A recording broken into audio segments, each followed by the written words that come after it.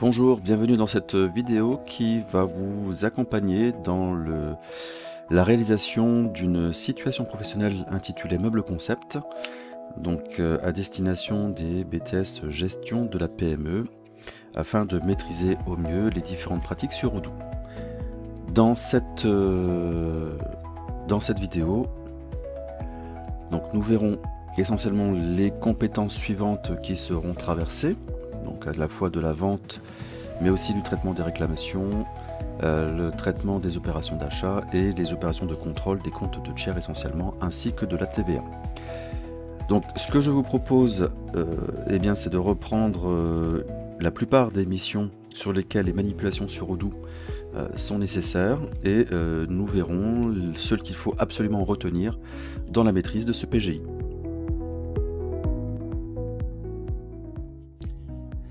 Alors pour la première mission, vous êtes chargé de réaliser le contrôle du système d'information de la base de données Odoo, que vous avez donc, dont vous avez récupéré le modèle. Dans cette première mission, vous serez donc chargé d'une part de contrôler les fiches clients, de bien vérifier que l'adresse de contact que nous allons utiliser est bien celle qui est mentionnée donc au niveau de la présentation et sur votre dossier, et de vérifier également pour chaque fiche client que le compte comptable client correspond bien à la grille fournie. À savoir, nous allons personnaliser les comptes clients de chacun des clients de la base. Nous ferons le même travail pour le contrôle des fournisseurs, à savoir l'adresse de contact sera la même afin de pouvoir obtenir les résultats et de ne pas éventuellement envoyer de messages vers de vraies entreprises qui pourraient exister. De la même manière, on vérifiera que le compte comptable fournisseur a bien été personnalisé également. Nous verrons aussi comment contrôler les catégories d'articles et voir l'intérêt de ces catégories d'articles pour la suite de nos opérations, et vérifier également les comptes comptables utilisés, voir s'ils ont bien été personnalisés. Et enfin, pour chacun des produits qui a été vendu, il faudra donc vérifier que le fournisseur auprès duquel nous allons acheter ces produits est bien renseigné, ainsi que son prix d'achat. Nous vérifierons aussi que le coût de l'article correspond bien au prix d'achat du fournisseur, que chaque produit est associé à la bonne catégorie, et que nous vérifierons aussi un certain nombre d'éléments, notamment si les produits sont stockables ou consommables. Alors dans notre premier travail, nous allons donc vérifier ici pour les comptes de tiers. On va donc commencer par les fournisseurs. Donc vous avez à votre disposition dans le document numéro 3 le tableau des différents fournisseurs qui existent. Vous voyez que chacun des fournisseurs possède une adresse complète que nous allons donc ici renseigner ou vérifier qu'elle est bien présente, et s'auto-vérifier que le compte comptable associé est bien présent. À savoir, nous allons personnaliser les comptes comptables des fournisseurs et des clients. De la même manière, nous allons faire la vérification des comptes de tiers concernant nos clients, donc ici. Chacun des comptes a été personnalisé, vérifier que chacun des clients a la bonne adresse, et nous irons renseigner ensuite l'adresse mail de contact. Par la suite, dans ce document, nous avons dans le document numéro 2, concernant donc le sujet, le tableau des produits, pour lequel nous avons ici l'intitulé du code article ou catégorie de produit qui sera associé. Pour chacun des produits, nous vérifierons bien que la référence interne a bien été renseignée, que la désignation du produit est correcte, que le prix d'achat a été renseigné pour le bon fournisseur. Nous reporterons également ce prix d'achat dans la partie coût, et nous vérifierons également que le prix de vente hors taxe a bien été renseigné. Par défaut, les articles sont vendus avec un taux TVA au taux normal, donc à 20%. Donc nous vérifierons aussi effectivement si le taux TVA a été correctement réalisé. Alors nous voici revenus donc dans le module de Odoo, et donc nous allons commencer donc par vérifier les comptes de tiers concernant les fournisseurs. Alors pour aller vérifier les fournisseurs, il y a différentes possibilités pour accéder à la liste des fournisseurs.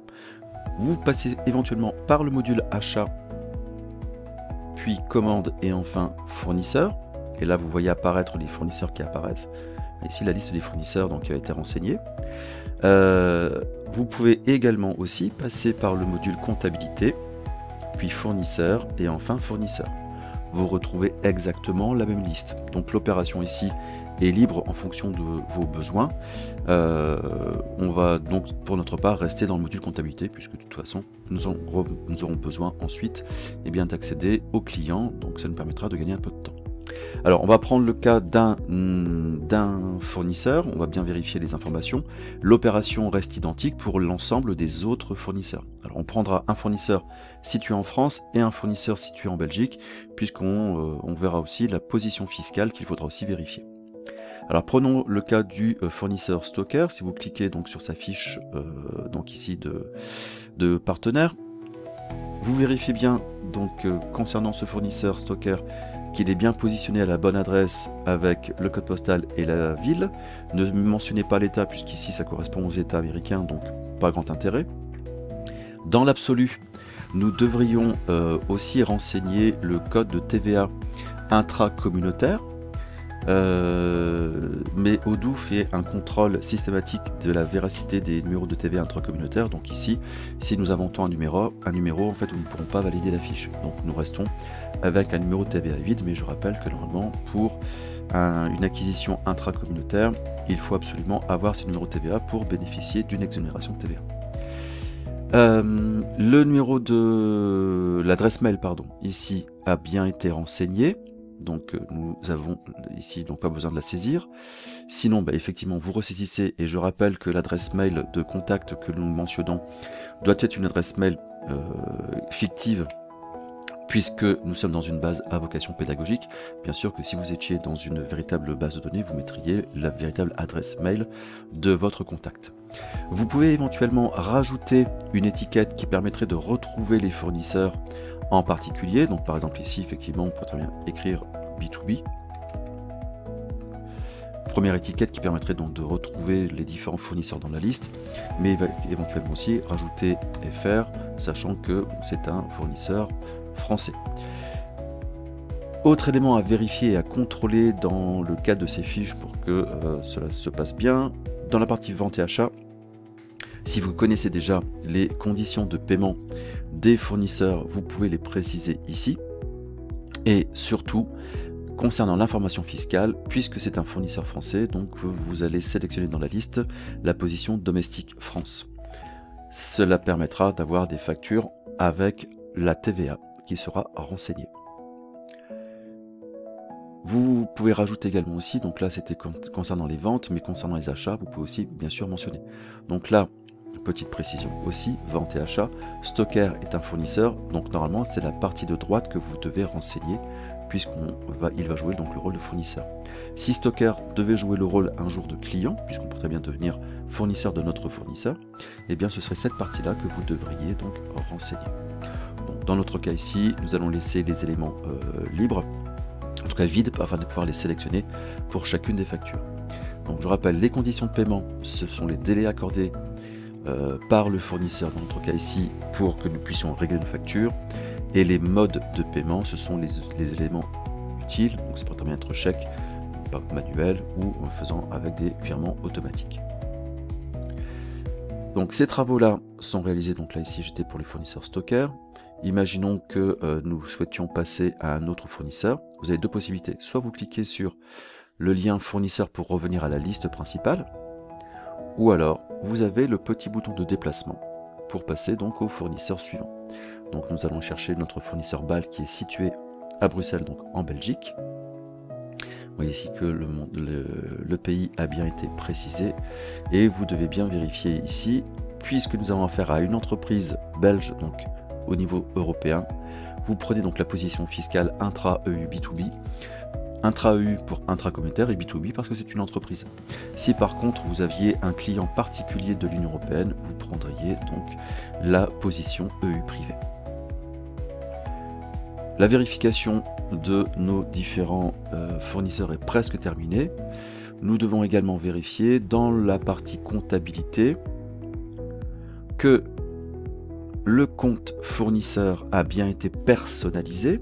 Donc dans notre cas ici, le code fournisseur est bien 401 BAL comme c'est présenté dans le document 3. Si nous souhaitions ajouter un compte fournisseur personnalisé ou en créer un nouveau, il vous suffit simplement ici, donc soit de cliquer sur recherche avancée et de proposer nouveau. Dans ce cas-là, on reprendrait donc le code 401. Alors je vais mettre back pour, voilà, pour tester. Nom du compte, par exemple entreprise ou société, back. Vous choisissez le type de fournisseur, la taxe par défaut, donc fournisseur au client. Donc là ici on est bien fournisseur. La taxe par défaut ici, donc c'est 20% sur les achats de marchandises. Vous pouvez rajouter éventuellement des étiquettes, etc. Voir quels sont les journaux qui sont autorisés pour l'entrée des éléments.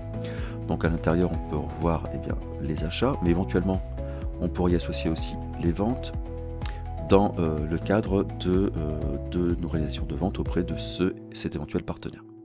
Une fois que vous avez terminé, bien sûr, vous vérifiez que le lettrage est autorisé, vous cliquez sur enregistrer et vous voyez qu'automatiquement le compte fournisseur personnalisé a été saisi. Donc là, revenons donc ici, nous allons revenir donc à notre fournisseur et nous allons donc aller sélectionner le fournisseur, enfin le compte fournisseur qui était personnalisé. L'opération a été faite pour nos fournisseurs, donc là ici imaginons que nous ayons fait l'ensemble de nos fournisseurs. Nous pouvons enregistrer les éléments si effectivement il y avait des modifications. Et on va faire la même chose au niveau des clients. À savoir, donc si je reprends concernant donc le premier client, le client Boudard, vérifier donc c'est bien une société, non pas un particulier. On peut rajouter une étiquette ici, par exemple B2B, B2B. C'est un client français, on peut en mettre FR, donc ça peut fonctionner de la même manière. Bien vérifier que l'adresse mail a été correctement renseignée. Si vous avez un véritable numéro de TVA, on peut le saisir, sinon on le laisse vide. Malgré tout, dans la partie vente et achat, eh bien là vous sélectionnez donc dans la partie vente, puisqu'on est chez un client, les conditions de paiement proposées. Donc là ici par défaut c'est 30 jours, mais on peut très bien choisir un paiement immédiat. De la même manière, vous pouvez choisir aussi un mode de livraison standard, etc. auprès de vos, en tout cas par défaut c'est le mode standard. La position fiscale, comme c'est un client français, vous le laissez positionner en domestique France. Et dans l'onglet comptabilité, et là vous allez revérifier, donc ici, que le compte client a bien été personnalisé. Si le compte n'existait pas, il vous suffit, comme tout à l'heure, d'aller créer un nouveau compte et de le personnaliser. Alors je rappelle, pour information, un compte comptable pour un client commence par un 411 et un compte comptable pour un fournisseur commence par un 401. Vous avez certainement remarqué aussi que nous personnalisons le compte client ou fournisseur en fonction du type de partenaire auquel nous avons affaire et nous laissons l'autre compte de manière, on pourrait dire, générique. Donc nous gardons le compte générique 401-100 pour les fournisseurs et le compte 411-100 pour les clients en fonction de la catégorie auquel le client ou le fournisseur ne se rattache pas. Lorsque vous avez terminé ces éléments-là, donc pour chacun des clients, de la même manière, vous pouvez enregistrer, passer au suivant en utilisant les petits boutons de déplacement entre les acteurs. Et cette partie concernant ce travail donc, de mise à jour du système d'information concernant les clients et les fournisseurs est terminée. On va donc maintenant aller vérifier la liste des produits. Nous prendrons un exemple de produit et après vous n'avez plus qu'à reproduire l'opération pour chacun des autres articles présents. Alors dans la partie suivante, nous devions vérifier que les catégories d'articles existaient bien, que les comptes comptables étaient bien associés aux catégories d'articles et qu'ensuite les articles étaient correctement renseignés. Alors pour cela, nous allons nous déplacer dans le module inventaire. Dans le module inventaire, pour aller vérifier les catégories d'articles, vous cliquez sur le menu configuration, puis catégories d'articles. Et là, vous devez voir apparaître 3 catégories d'articles qui s'appellent commodes, petits meubles et buffets. Alors vérifions pour les commodes, si vous cliquez dessus, nous avons donc bien ici la catégorie qui a été renseignée, et le compte comptable des revenus et des charges, normalement, a été également personnalisé. Donc pour les ventes de commodes, ce sera donc le compte 707-200 qui sera ventilé, et pour les achats, ce sera le compte 607-200. Donc chacune des catégories sur lesquelles nous allons travailler doivent avoir ici un compte de revenus et de charges personnalisé. De la même manière, si vous souhaitez créer un compte de produits et un compte de charges personnalisé, vous pouvez procéder de la même manière que pour la création d'un compte comptable en fait de client ou de fournisseur.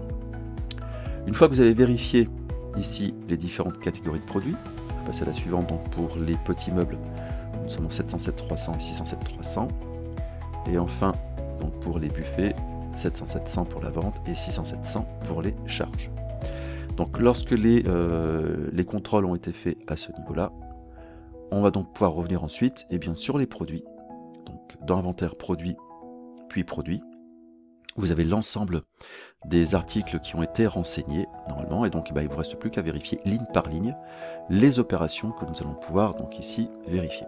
Alors prenons le cas du buffet nord de porte, puisque c'est le premier de notre liste, donc nous le retrouvons ici.